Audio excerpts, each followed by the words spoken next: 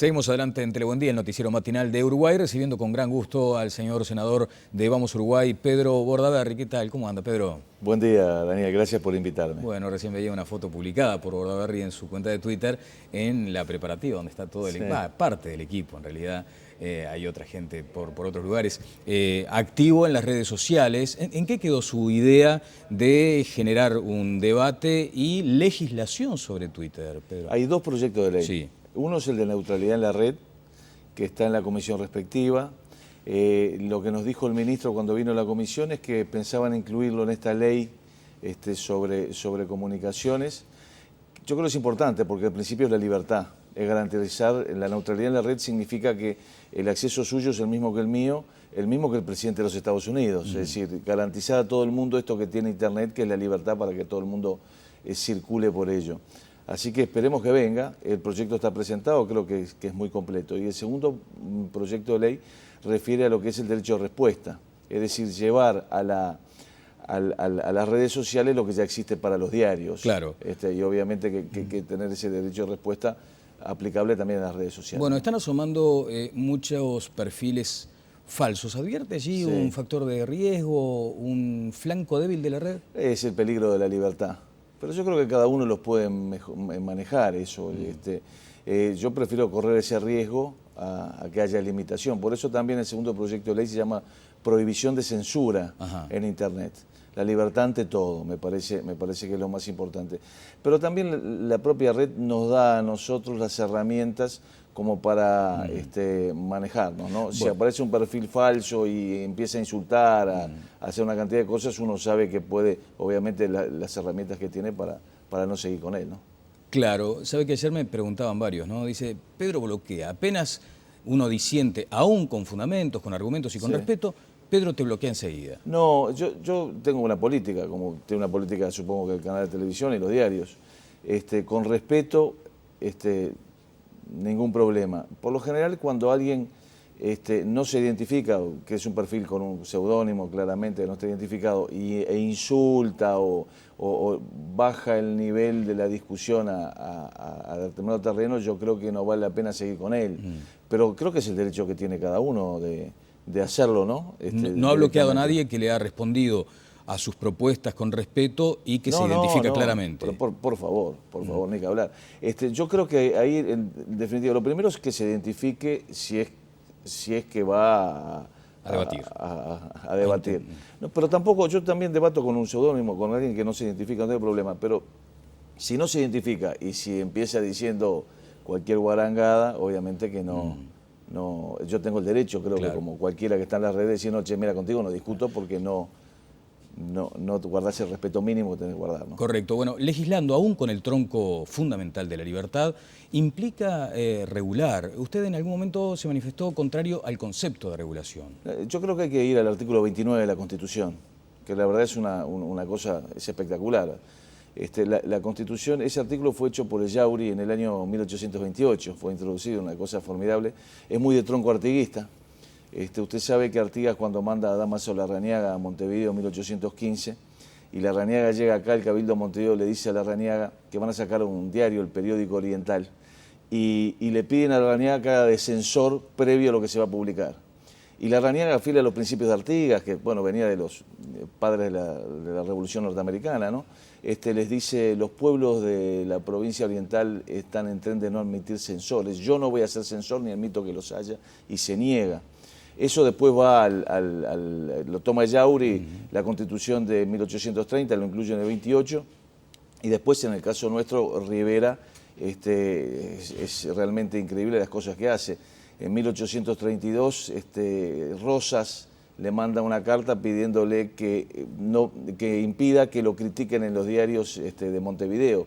Y Rivera le dice, pero si me pueden criticar a mí, no lo van a criticar a usted, al presidente. Entonces, eso, a partir de eso, yo creo que es el tronco base, la base de esto que estamos proponiendo nosotros: neutralidad, libre accesibilidad, prohibición de censura y derecho de respuesta. Porque el artículo 29 dice, es libre, sujeto a la responsabilidad posterior.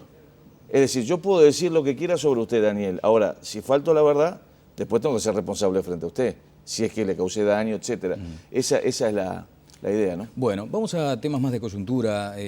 Y usted sabe, senador, que hay una situación ahora de alto conflicto entre, por ejemplo, el Poder Ejecutivo, el Gobierno y los cirujanos, un grupo de cirujanos. A veces el político debe instalarse en un lugar del mostrador, fijar una postura. Usted en este caso, ¿cuál asume? Le digo cuál es mi preocupación. Yo creo que el gobierno hoy está planteando todo en términos de conflicto amigo-enemigo. Uno mira este conflicto y de los dos lados ve como que hay parte de razón. Yo veía su entrevista ayer al representante aquí de los anestesistas, y él decía cosas sensatas y el Brenta decía cosas sensatas también. Uno dice, che, pero pará, tienen que brindar los servicios de salud. Es algo, obviamente, que es necesario y no se puede jugar con eso. Es el bien superior a preservar. Claro, es el bien. Ahora, del otro lado están ellos diciendo, che, hace 2 o 3 años que nos vienen diciendo una cantidad de cosas que no cumplen, y encima nosotros tenemos derecho a percibir lo que tenemos que percibir y tenemos derecho a trabajar en determinadas condiciones que no se están cumpliendo. Entonces uno mira y dice, che, son las dos cosas son sensatas. A mí me parece muy malo este concepto de manejo de estas cosas del gobierno, que coloca en enemigo a quien reclama legítimamente por sus cosas. Y eso se debe a ese particular concepto que tiene algunos en el Frente Amplio de ver la relación laboral a partir del conflicto y no a partir de la coordinación, a partir de la lucha de clases y no a partir de la coordinación. Yo creo que hay que buscar un acuerdo que contemple todo, sobre todo que contemple todas las posibilidades. Ahora el gobierno dice, voy a hacer esencialidad. No tiene derecho a hacer esencialidad porque ellos están renunciando. Esencialidad es cuando uno está obligado a prestar su tarea sí o sí y no puede hacer huelga, etcétera. Ahora, cuando va el tema que dicen yo renuncio, en realidad tiene que ir a una ley de emergencia que va a influir sobre derechos constitucionales que se puede aplicar en determinadas situaciones. Eso ya es más raro y más difícil. Yo creo que el gobierno, lo que le sucede en este caso es que tiene un gran caos en la salud, es un desastre el ACE, y obviamente que en definitiva cuando la gente le entra a reclamar termina diciendo, no, bueno, vos estás contra el pueblo. No está contra el pueblo, está a favor de sus derechos, pero obviamente que también hay que preservar el derecho principal de la salud, ¿no? Claro, hay un bien superior a preservar que es el de la salud, de la ciudadanía, y allí es donde se plantea también otra observación. Se le exige al gobierno que sea firme, por parte de la oposición, por ejemplo. Y cuando hay una actitud de firmeza, es decir, preservemos el bien superior que es la salud, ustedes dicen que todavía, la oposición dice que todavía del gobierno sería necesaria otra actitud. No, pero no creo que es así. Yo creo que hay otro bien superior a preservar que es la libertad de opinión, y si a usted en el canal no le pagan lo que tiene que pagar, usted tiene derecho a reclamar. Sí, pero ninguno corre riesgo en su vida si a mí me pagan mal. Pero la libertad también es un bien a preservar como la vida, me parece. Entonces, en definitiva, yo creo que está bien, pero ¿a usted le parece que para preservar los servicios de salud hay que obligar a los médicos a trabajar gratis? Vamos a llevarlo a un extremo ilógico, ¿no? ¿A usted le parece que como hay que preservar la salud, el bien mayor del servicio de salud, los médicos tienen que trabajar gratis? No. Usted como abogado calificado... Déjeme terminarle. Entonces, fíjese que eso que es lo que yo creo. Sí tienen que brindar el servicio, estoy de acuerdo con el gobierno en eso. Sí el gobierno tiene que atender esa situación que hace 2 años, 3 años le vienen diciendo en estas condiciones no podemos trabajar, en estas condiciones vamos a cometer errores, vamos a hacer mala praxis, vamos a hacer una cantidad de cosas que están mal. Entonces yo creo que hay que contemplar las dos situaciones, brindar el servicio. Para eso tenemos el presupuesto en salud más grande de la historia. Entonces, ¿el problema es los médicos o la administración de ACE? Bueno, ¿el señor Silva, que protesta contra él mismo, o quién es? Bueno, ese es otro asunto que me gustaría después más adelante tocar. Ahora, hay un juramento hipocrático, Pedro, que debería ser, me parece, más atendido y parece que a veces queda como devaluado en el debate.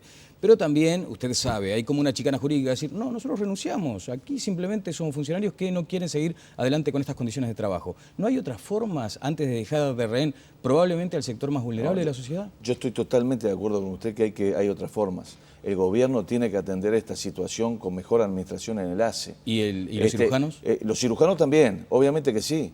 Pero espere, vamos a poner un caso que sea último. Póngale que ACE dice... lo que hace este diputado que dicen que opera gratis, ¿no? Yo opero gratis, dice el diputado. Sí, y gana 200.000 pesos por mes en el Parlamento todos los meses, ¿no? No nos olvidemos de eso.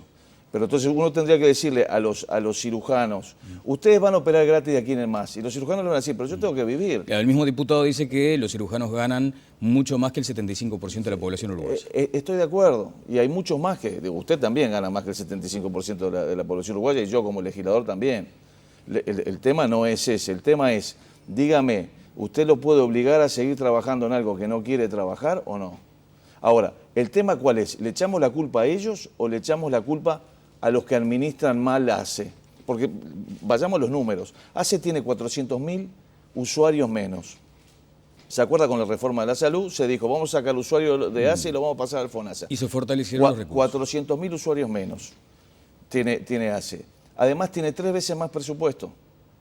Es decir, antes se invertía 300 pesos, hoy se invierte 900 pesos en cada usuario de ACE. Y seguimos con problemas. ¿Dónde está el problema? En los cirujanos, que además se juntan en el trabajo, trabajan horas, etcétera, están más horas de las debidas, o en quienes están administrando. Y entonces ahí vamos a la gestión corporativa que hoy hay en la salud, que se lo dijimos cuando votamos. Yo voté la venia de Beatriz Silva, pero el senador Solari dijo, cuando lo votó, no va a poder, cambie la forma de administración, la vamos a votar, tenemos un muy buen concepto, es una muy buena profesional, pero no va a poder. Entonces, ¿cuál es el planteo? Frente a la carencia de gestión enorme que hoy tiene el gobierno en la salud, que es enorme, el senador Heber hizo una interpelación que lo dejó al desnudo, lo que es el desastre, que es la administración de la salud pública hoy en el Uruguay. Frente a eso, ¿qué es lo que dicen? La culpa es de los cirujanos, porque están reclamando hace 3 años lo que tienen que hacer. Usted, si fuera presidente, digamos, le daría los recursos que en este momento están reclamando. No, los recursos los tienen. Por eso claro que se lo daría. Los recursos los tiene ACE. Lo que está mal es mal administrada. Hay un problema de gestión enorme. El gran problema es la gestión, es lo que está haciendo. Es decir, lo increíble de esto es igual que en la seguridad y pasa en la salud, pasa en la educación. Los recursos están. Lo que es una pésima administración, porque si usted tiene los recursos y el servicio está cada vez peor, ¿de quién es la culpa? Bueno, tuvo en algún momento, y luego quedó como desvirtuada, una mirada economicista respecto al tema de la vacuna. El senador Solari, de su grupo político, ha puesto énfasis en la necesidad de que esto debe tener un plazo y una vacunación dispuesta ya por el Ministerio de Salud. Sí, ayer en el Comité Ejecutivo Nacional del Partido Colorado hizo un informe el senador Solari y él además dijo que la vacuna puede costar entre 7 y 8 veces menos de lo que está diciendo el Ministerio y presentó un aditivo en la rendición de cuentas para financiarlo y para que lo den. Esto es una barbaridad porque ahora el gobierno ha aceptado que tiene que dar la vacuna, lo ha aceptado. Entre otros motivos porque salió finalmente el doctor Tabaré Vázquez a decir la oposición tiene razón, hay que dar la vacuna sí o sí, de eso no hay ninguna duda. Y entonces el Ministerio acepta pero no fija plazo. Y esto es un problema enorme porque se da a determinada edad. Cuanto más demora, pasa una generación que no va a tener esa inmunidad, que sabemos que no es absoluta, pero es en el 75% de los casos efectiva. No obligatoria, Pedro. Yo no obligatoria, pero sí efectiva. Pero yo le digo a usted, si una madre que tiene una hija de 11, 12 años y le dice el Ministerio de Salud Pública le va a dar gratuitamente esta vacuna que en un 75% va a prevenir el cáncer, ¿usted no la lleva? ¿Sabe qué me dijo Marita? Usted que es, bueno, que tengo el honor de que sigue las entrevistas de la mañana, escuchaba el otro día a la ex ministra de Salud Pública, dijo que si ella tenía una nieta no le daba la vacuna. Está bien, pero yo sigo al doctor Solari. Y sigo, bueno, salió un informe de la Comunidad Económica Europea el otro día, con todo respeto hacia la doctora Muñoz, que ella misma se negaba, usted recuerda, cuando ella era ministra de Salud Pública, se negaba a dar la vacuna, a autorizar la vacuna. ¿Y sabe por qué se negaba? Por falta de evidencia científica, me dijo acá. No, se negaba porque ella dijo, vaya a los archivos, googleela. Yo la googleo y ella se negaba porque decía que no tenía el dinero para dársela a todas las uruguayos. Porque no se le podía asegurar a todos, que si la habilitaba solamente se la iba a dar quien tenía plata. ¿Sabe qué pasó? Quien tenía plata se tomaba el buquebús y se le iba a dar a Buenos Aires. Claro. Entonces, lo que tiene que hacer una ministra de Salud Pública, un ministro de Salud Pública, es no negarla que se la dé el que se la puede pagar. Tiene que lograr que el ministerio se la dé gratis a quien no se la puede pagar. Eso es política social en serio, política de salud en serio. Bueno, también advertía allí de la presión de los laboratorios muchas veces, ¿no? Esos grupos empresariales complicados. De vuelta es ese concepto del conflicto. Siempre la culpa la tiene el otro y levantemos una bandera contra el otro. Ese es el error. La culpa de los laboratorios, de las multinacionales, de Bush, del Fondo Monetario, del imperialismo y no sé cuántas cosas. Después llegan al gobierno y se abrazan con todos, ¿no? Con los laboratorios, con Bush y con todo. Pero siempre es echar la culpa al otro y no solucionar el problema. Es ese yo no fui que nos están presentando todos los días. Hay que atacar el problema y no echarle la culpa a otro. ¿Por qué no se abrazaron con el gobierno para reclamar la urgente renuncia de Silva Alfredo en ACE, cuando se instala en los dos lados del mostrador y hay legisladores oficialistas que dicen que es una situación absolutamente insostenible? Hace 2 años que estamos diciendo que este sistema es muy malo. Acá hay un problema con la Constitución y la ley. Cuando uno puede, y en eso nosotros somos muy respetuosos de la Constitución y la ley. La Constitución dice que solamente se pueden remover los directores de estas instituciones por ineptitud, omisión o delito o actos que vayan contra el buen nombre de la institución. Entonces lo que hay que hacer para removerlo, y para eso el Frente Amplio cuenta con nuestros votos, es cambiar la ley que puso al representante de los gremios con voz y voto en estos organismos, porque es una cosa increíble que lo que pasó, que el representante de los gremios está integrando el directorio, vino a una manifestación en contra del mismo, salió y se fue a manifestar contra él. Bueno, lo dice, sí, lo dice el oficialismo y uno a veces sí, no comprende cómo no hay una figura que determine ya una remoción. Bienvenidos a nuestra posición. Pedro, bueno, vamos salpicando de temas esta entrevista porque también respecto a nombres, a cargos y a renuncias, ustedes han abierto una carta de crédito sobre Neto al frente del Codicen de la ANEP. No, nosotros vamos a ver qué es lo que va a hacer y cuál va a ser su propuesta. Va a venir la venia esta En semana principio, ¿no les convence el cambio de autoridades? Lo reclamaban así. Sí, a ver, reclamaban la renuncia. Hay un tema más de fondo en esto, lo mismo que nace, lo mismo que en la Intendencia de Montevideo. Es el modelo por el cual se gestiona, se toman las decisiones. La educación tiene un modelo corporativista, gremial, de manejo. O en el Codicen son 5 miembros, de esos 5 miembros, 2 son representantes gremiales y obviamente que los representantes gremiales en primer lugar piensan en el interés de aquellos que representan, no en el interés de toda la sociedad. Entonces obviamente que ahí hay un manejo quizás desde el punto de vista de una parte de la sociedad y no de toda la sociedad como creemos que tiene que ser. Incluso en el caso del Codicen, para tomar determinadas decisiones se necesitan 4 votos. Y al tener 2 en 5, no se llegan a los 4 y una suerte de derecho de veto sobre determinadas situaciones. Entonces, obviamente que el problema es las personas o el problema es el sistema que trajo la ley de 2008 de Tabaré Vázquez. Es el sistema que trajo la ley del 2008 de Tabaré Vázquez. O sea que nada importa en todo caso el cambio de autoridades que ustedes también asumían y reclamaban. Sí, que hay que cambiarlo, no tengo ninguna duda. La señora Castro públicamente contradecía lo que se disponía por ley, o sea que cuando iba al Parlamento así lo decía. El señor Giovanni trataba de navegar entre 2 aguas, entre lo que tenía que hacer y las presiones y no pudo concretar. Tuvo un grave problema de gestión. Pero nosotros ahora estamos analizando muy a fondo la gestión de Neto en la UTU para ver si esa gestión es realmente lo que se dicen que se fue. Y allí, por ejemplo, podrían fijar una postura cuando se llegue el momento de votar la venia. Claro, todavía no lo tenemos. Le hemos pedido a nuestros asesores que analicen lo que es repetición en la UTU durante estos últimos años, lo que es cantidad de alumnos en la UTU en estos años, lo que es los bachilleratos tecnológicos, cómo han funcionado, es decir, una cantidad de cosas. Si esos números no cierran, no se vota la venia. Nosotros no la vamos a votar si no cierran. Si cierran, sí. Pero es lo mismo que Beatriz Silva en ACE. Se pueden cambiar los nombres, pero si no cambiamos el enfoque, la actitud, la orientación, vamos a seguir igual. El presidente, la senadora Topolansky y el propio Seoane aquí coincidieron en que de pronto es un buen camino suprimir la ANEP. No, suprimirla no. Ahí tienen una confusión muy grave. Una cosa es la gestión administrativa, que hay que descentralizarla. Y otro lo político. No, y otra cosa es la orientación general de la educación, los planes, los programas, político, etcétera. Digamos, también. Bueno, la política de educación. La política educativa, disculpe que estamos hablando de lo mismo. Es decir, la directora del liceo, Baltasar Brum, tiene que tener autonomía para poder administrar las reformas del liceo. ¿no? Se rompe un vidrio, tiene que hacer una obra, etcétera. No tiene que hacer un oficio para que venga a Montevideo para que se autoricen, porque cuando pasa eso ya pasó mucho tiempo. Tiene que tener determinada autonomía para determinadas cosas que tienen que hacer solamente localmente, pero en la gran orientación, la gran orientación educativa es una educación nacional. Los grandes lineamientos de lo que es planificación, etcétera, a nivel nacional. Lo que tiene el presidente y la senadora Topolanqui, que están confundiendo gestión administrativa con orientación política general, y ahí es donde está donde está el error que cometen. ¿Pretenden volver a la escuela ballista, digamos? No, Ballista, esto de Ballista no tiene nada. No, pretenden ustedes, digo, como partido. Nosotros sí, no este gobierno.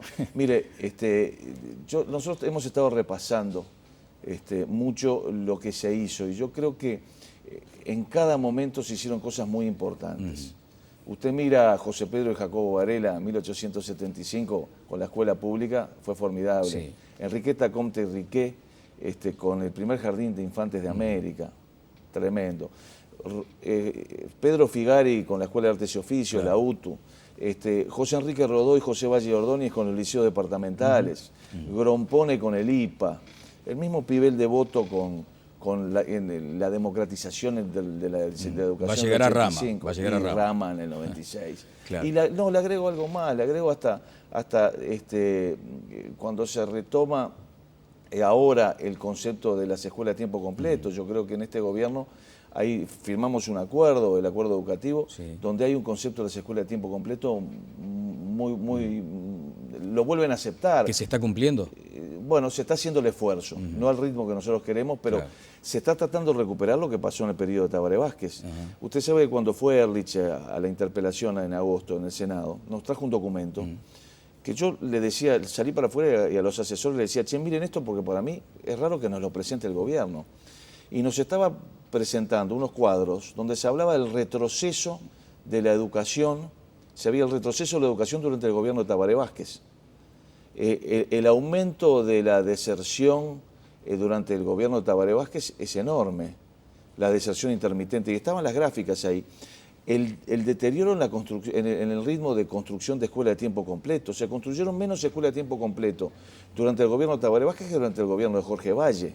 Ni que hablar que la cuarta parte de la del gobierno de Sanguinetti. Esos son números fríos que estaban ahí en ese documento que nos trajo el propio Ehrlich. Ahora, hubo un salto cualitativo, puede decirse, desde la administración Vázquez con respecto a la incorporación del Plan Ceibal, la democratización de la tecnología, por ejemplo. Eso fue una prioridad, porque uno a veces tiene que establecer 2 o 3 cuestiones estratégicas. No, ni que hablar. Yo estoy de acuerdo con eso. Creo que el salto en lo que es podrán discutir, algunos la critican o no, el tema de la ceibalita, pero es un acceso a tecnología que es muy importante. Ojo, también ya se venía aplicando desde la época de Rama un programa distinto, que era equipamiento de computadoras en los locales. Los laboratorios. Los laboratorios, es decir, que estén locales.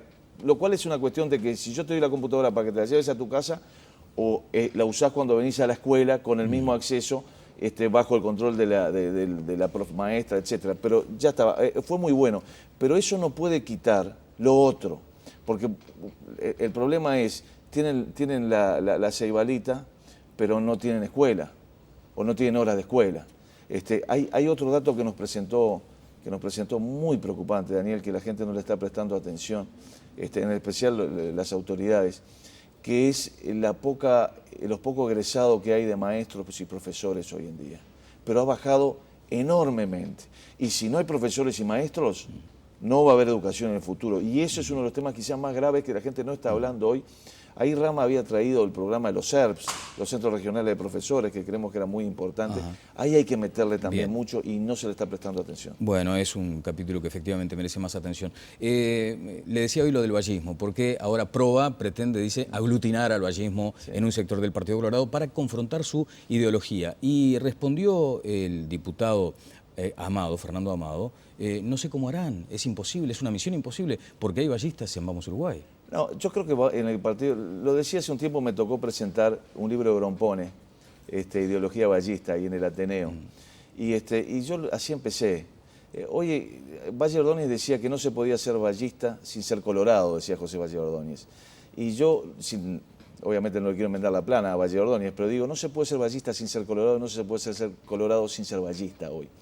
Porque le digo una razón del artillero. El artículo primero de la Carta Orgánica del Partido Colorado, es decir, el documento que nos rige a nosotros los colorados, dice: el Partido Colorado es la colectividad política fundada por Fructuoso Rivera, asentada en la gesta heroica de la defensa de Montevideo y en los principios de justicia social de Valle de Ordóñez.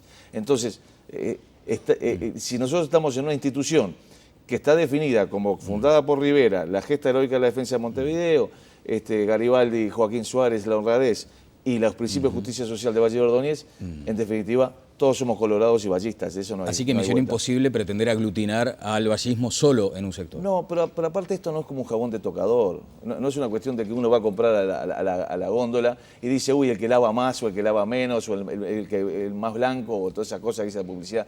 Vallista más vallista. En definitiva, uno que hace, compra el jabón y la doña cuando lava ve si realmente tiene buenas condiciones y propiedades. Y esto es lo mismo, hay que ver las propuestas. Y las propuestas siempre, si estamos dentro de una colectividad fundada por Rivera, asentada en los principios de Suárez, y en la justicia social de Valle de Ordóñez, siempre va a estar impregnada. Bueno, dos temas finales a cuenta de desarrollarlos más adelante con más tiempo, naturalmente. La señora diputada Marta Montanar, secretaria general del Partido Colorado, ha advertido sobre la presencia creciente de inversores extranjeros muy poderosos que van como replegando a los sectores vulnerables de la campaña. Sí, lo que ella llama la nueva ruralidad. Exactamente. Y yo lo dije el otro día a la salida del discurso del ministro en el Prado, que reitero, el discurso del presidente de la Asociación Rural y del ministro de Ganadería, Tabaraguerre, me parecieron muy buenos los dos, muy serios. Pero el del ministro apenas tocó el tema de los pequeños y medianos productores. Y ese es un tema que hoy nos tiene que estar alertando a muchos. Y le digo por qué. Porque el pequeño y mediano productor, obviamente que tiene un costo por la escala de su parcela o de su campo, o porque arrienda, etc., que no accede a la misma tecnología y al mismo capital que la gran empresa. Entonces hoy vemos grandes pools de siembra, principalmente de Argentina, que vienen y plantan miles de hectáreas. Vemos a las grandes empresas forestales que obviamente que ocupan miles de hectáreas.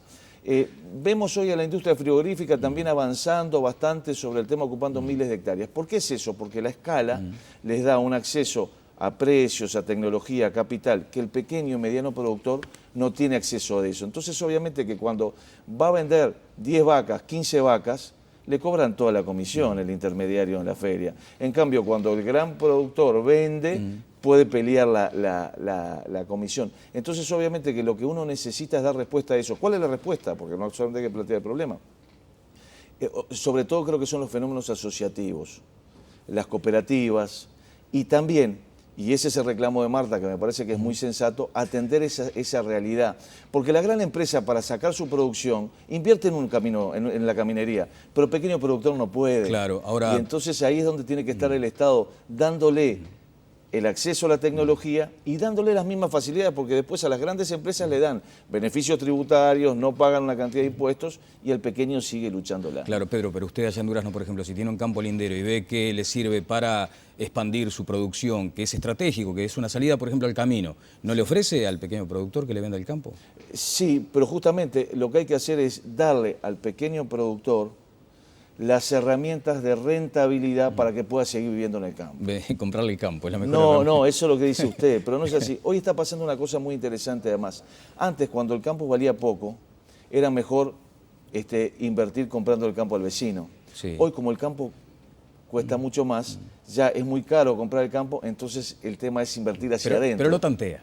Igual. No, estoy de acuerdo, pero más a favor mío. Yo creo que tenemos que darle las herramientas para que ese pequeño o mediano productor, a partir de fenómenos asociativos que le permiten bajar los costos y acceder a tecnología, a partir de eso pueda sacar una rentabilidad que le diga, che, yo no le vendo porque quiero seguir viviendo del campo, quiero seguir viviendo de mi Uruguay. El cooperativismo rural. Bueno, es de 1940. Es cierto. En realidad, le digo más, el primer fenómeno cumplió hace un mes 100 años, que fue a partir de la ley del crédito rural del Banco República, que a su vez traía la posibilidad de que se unieran los productores para acceder a los créditos. Bueno, hay que volver a eso. Prométame responder en un minuto un tema que da para larguero. mucho más, porque además va a estar en la campaña, en fin. Soy larguero. Bonomi dice, si bajamos la imputabilidad, van a seguir reclutando chiquilines más de más corta edad. Es más, me dijo, están hoy entrenando a niños. Bandas narcotraficantes en Uruguay están entrenando a gurises chicos. Claro, el problema es que uno le dice a Bonomi esto, ¿no? Está muy bien, Bonomi. Entonces, ¿qué hacemos? ¿Dejamos que los de 16 y 17 sigan matando? Porque Bonomi dice, fíjese el razonamiento de Bonomi, no sancionamos a los de 16 y 17 porque si los sancionamos van a empezar a hacerlo los de 15 y 14. Entonces, mientras tanto, dejamos que los 16 y 17 sigan matando. No, pero Bonomi. los 16 ya tienen su código para ser sancionados. No, señor. Los de 16 tienen el código del menor, Sí. que en realidad, a ver, usted lo sabe mejor que yo, Daniel, a los 6 meses están afuera. Esa es la realidad. Y a veces antes de eso, ¿no? Algunos han matado y han salido al poco tiempo. ¿Y fortalecer las penas, como lo propone el fiscal, por ejemplo? Bueno, pero en definitiva llegamos al mismo camino. Porque en definitiva, al bajar la edad de imputabilidad y aplicar el Código Penal de mayores a los 16 años, estamos justamente haciendo eso. Las penas son mayores, están aumentando. Que en definitiva, le paso el último aviso. Sí. Finalmente, el Frente Amplio, a regañadientes, ha aceptado que en determinados casos hay que agravar las penas. Se lo dijimos la semana pasada, cuando en el Senado nos presentaron el proyecto de ley, que en realidad era el proyecto de ley de Gustavo Cersósimo, pero lo hicieron como de ellos, agravando las penas para los narcotraficantes, ¿no? ¿Votar a los 16? Voto sí, ni que hablar. Pero eso no lo digo yo, hace 1 año y medio que se resolvió en la convención del Partido Colorado. Sí, eso ya está resuelto. Lo que pasa es que ahora parecería ser que es una novedad, algo que ya dijimos hace 1 año y medio, pero le paso un aviso. Si tienen capacidad para elegir al presidente de la República, no tienen capacidad para darse cuenta que cuando agarran un revólver le pegan un balazo a otro, están matándolo. No, es decir, pueden votar y no son responsables. Eso es la incongruencia de la senadora Topolansky enorme, ¿no? Senador, ha sido muy amable como siempre. Gracias a usted. El señor senador Pedro Bordaberry.